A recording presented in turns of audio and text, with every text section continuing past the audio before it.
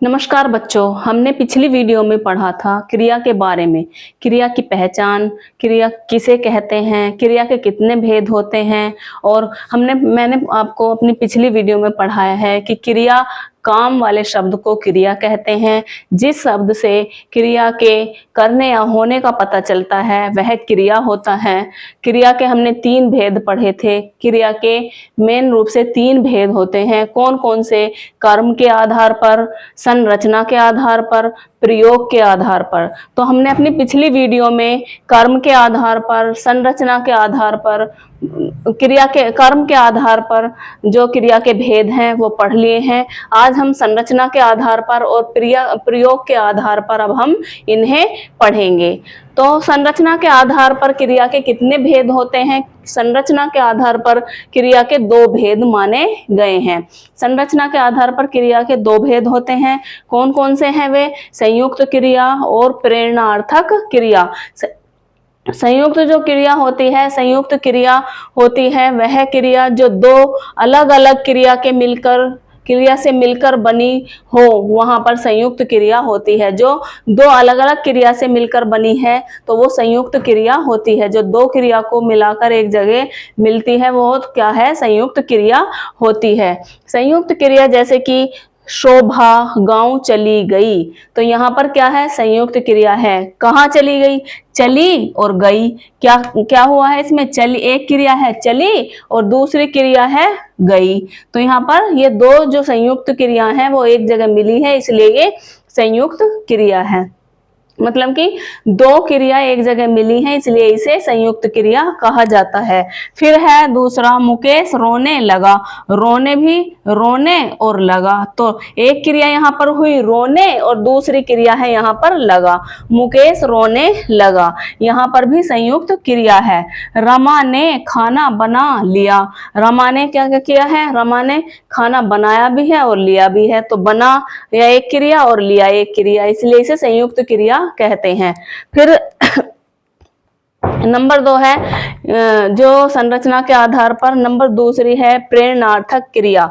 जहां काम खुद न करके किसी अन्य से कराया जाता है वहां पर प्रेरणार्थक क्रिया होती है। मतलब काम खुद नहीं करते हैं, जो भी मतलब व्यक्ति है वह खुद काम नहीं करेगा, जो भी करता है वह दूसरे से कराएगा। किसी अन्य से काम जो कराता है वहां पर प्रेरणार्थक क्रिया होता है। प्रेरणार्थक क्रिया के कुछ जैसे कि उदाहरण है, जैसे कि मालिक नौकर से कपड़े धुलवाता है। खुद नहीं धो रहा है, मालिक क्या कर रहा है? नौकर से धुलवा रहा है। तो जहां पर काम खुद नहीं किया जाता है, किसी अन्य से कराया जाता है, वहां पर होती है प्रेरणार्थक क्रिया।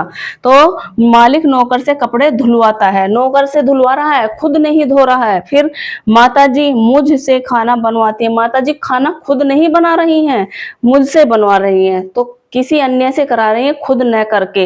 तो यहाँ पर भी क्या है? प्रेरणार्थक क्रिया है। फिर नेक्स्ट है हमारा, अध्यापक बच्चे से पढ़वाता है। अध्यापक खुद नहीं पढ़ रहा है, बच्चे से पढ़वा रहा है, इसलिए यहाँ पर भी प्रेरणार्थक क्रिया है। तो हमने क्या पढ़ा? जो संयुक्त क्रिया होती है, संरचना के आधार पर क्रिया के 2 भेद होते हैं। कौन सा? संयुक्त क्रिया, और दूसरा होता है प्रेरणार्थक क्रिया। संयुक्त क्रिया जो होती है 2 क्रिया के मिलने से बनती है। जैसे कि हमने यहाँ पर उदाहरण पढ़ा था कि शोभा गांव चली गई। एक तो चली और गई, तो 2 क्रिया हुई और 2 क्रिया एक जगह मिली है, तो यहाँ पर संयुक्त क्रिया होगा। नेक्स्ट क्या पढ़ा था हमने? प्रेरणार्थक। प्रेरणार्थक क्रिया में जो करता होता है वह काम खुद नहीं करता है, वह किसी दूसरे से कराता है, तो वहां पर प्रेरणार्थक क्रिया होती है। फिर हम पढ़ेंगे प्रयोग के आधार पर क्रिया। प्रयोग के आधार पर क्रिया के 3 भेद होते हैं। प्रयोग के आधार पर क्रिया के 3 भेद होते हैं। कौन कौन सा? पूर्वकालिक क्रिया, तात्कालिक क्रिया और सहायक क्रिया। पूर्वकालिक क्रिया क्या होता है? पूर्वकालिक क्रिया में एक काम पहले खत्म होता है और तुरंत उसके बाद दूसरा काम शुरू हो जाता है, और जो पहले जो क्रिया होती है उसे हम पूर्वकालिक क्रिया कहते हैं। जैसे कि पूर्वकालिक क्रिया का उदाहरण है, जब कर्ता के द्वारा एक क्रिया को पूर्ण करके तुरंत दूसरी क्रिया की जाती है तो पूर्व वाली क्रिया, जो पहले वाली जो क्रिया होता है वो पूर्वकालिक क्रिया कहलाती है। जैसे गोविंद खाना खाकर सो गया, गोविंद ने क्या किया, खाना खाकर सो गया। इसके पहचान क्या है, इसकी पहचान है कर, खाना खा कर। ठीक है, उसने खाना भी खाया और तुरंत सो गया, तो खाना खा के सो गया। तो जो खाना खा कर है वह जो है हमारी पूर्वकालिक क्रिया होगी। नंबर 2 पर देखिए, दूसरा है सुनील ने नहाकर खाना खाया। क्या करके, नहाकर, पहले मतलब नहाया तुरंत उसके बाद खाना खाया, ये हमारी पूर्वकालिक क्रिया होगी। नंबर 2 है तात्कालिक। तात्कालिक मतलब तुरंत, अभी हुई है क्रिया। तत्काल का जो अर्थ होता है वो होता है तुरंत, अभी अभी। तो इसमें ही का जो इसकी पहचान है, इस वाक्य में जो तात्कालिक क्रिया के वाक्य होंगे इसमें ही की पहचान करनी है। कैसे, जैसे कि जो क्रिया उसी वक्त होती है, पहचान है इसकी वह आते ही सो गई, वह आते ही सो गई। तो जो ही है वह इसकी पहचान होती है, किसकी, तात्कालिक क्रिया की।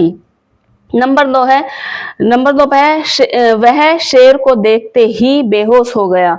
मतलब यहाँ पर भी ही आया है, तो वह शेर को देखते ही बेहोश हो गया, यहाँ पर है हमारी तात्कालिक क्रिया। नंबर 3, इसी का प्रयोग के आधार पर पूर्वकालिक क्रिया पढ़ी हमने, नंबर 2 पर तात्कालिक क्रिया पढ़ी है, नंबर 3 पर है सहायक क्रिया।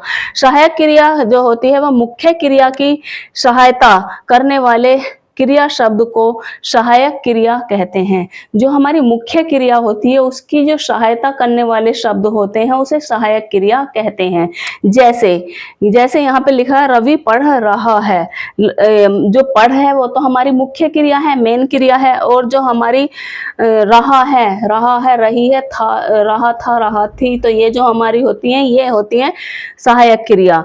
शोभा बाजार जा रही है, ऐसे ही नेक्स्ट एक है शोभा बाजार जा रही है। तो जा रही है ये हमारी क्या है, सहायक क्रिया है, और बाजार मतलब कहाँ जा रही है, बाजार जा रही है। ठीक है, तो जा रही है हमारी क्या है, वो सहायक क्रिया है। इस प्रकार हमने क्रिया को खत्म कर लिया है, क्रिया पूरा पढ़ लिया है। मैंने आपको पिछली वीडियो में इसके भेद शुरू किए थे पढ़ाने, और ये आज मैंने बहुत अच्छे से समझाया है। आई होप कि आपको समझ में आया होगा, और आपको अगर मेरी ये पूरी क्रिया, संज्ञा और सर्वनाम और पत्र आदि जो ये वीडियो मेरी जो पढ़नी है, आप जो है अपनी मेरी पिछली वीडियो में आप इन्हें जाके पढ़ सकते हैं। ओके।